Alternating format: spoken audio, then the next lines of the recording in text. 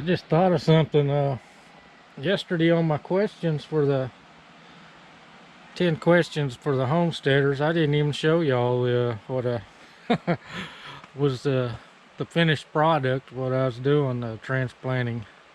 But anyway, there they are. Cabbage, broccoli, cauliflower. And I didn't plant it all, pot it all up, as you can see.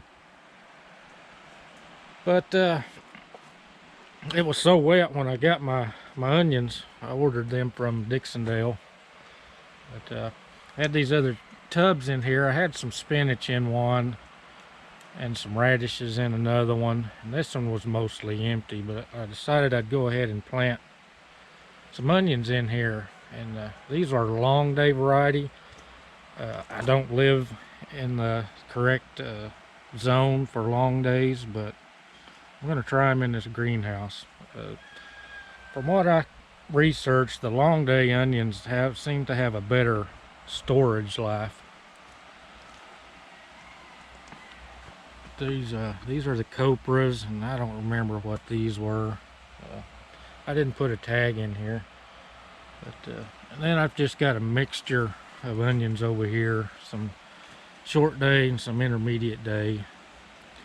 There's some Texas 1015, some candy, and yellow granics, I believe, in this tub.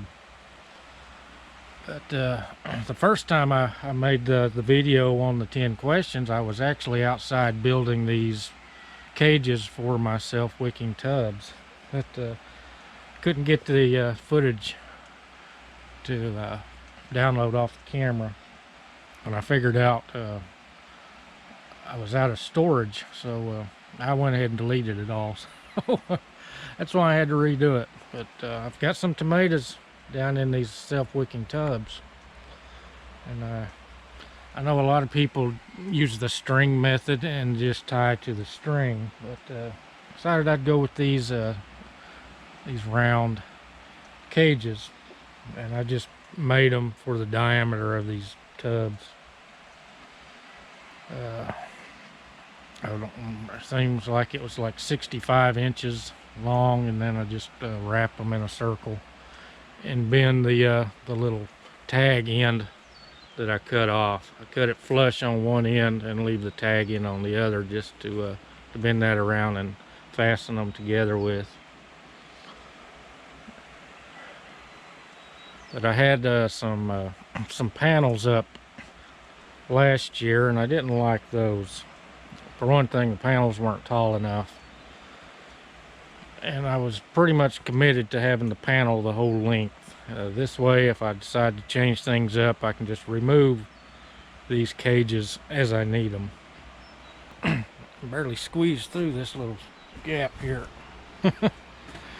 I've got some dill growing in here. As you can see, it's fixing to flower.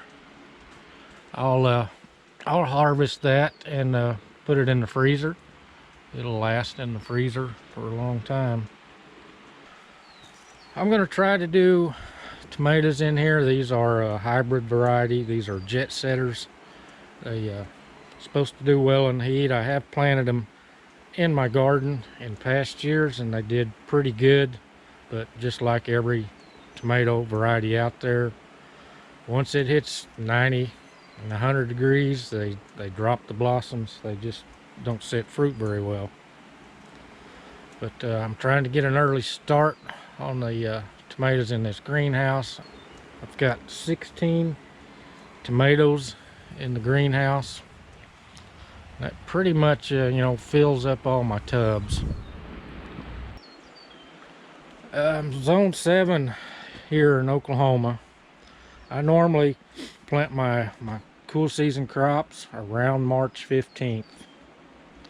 They seem to do pretty good, and by the time it gets hot, they're usually done, and I can pull them out and still have time to plant a late crop for the rest of the year.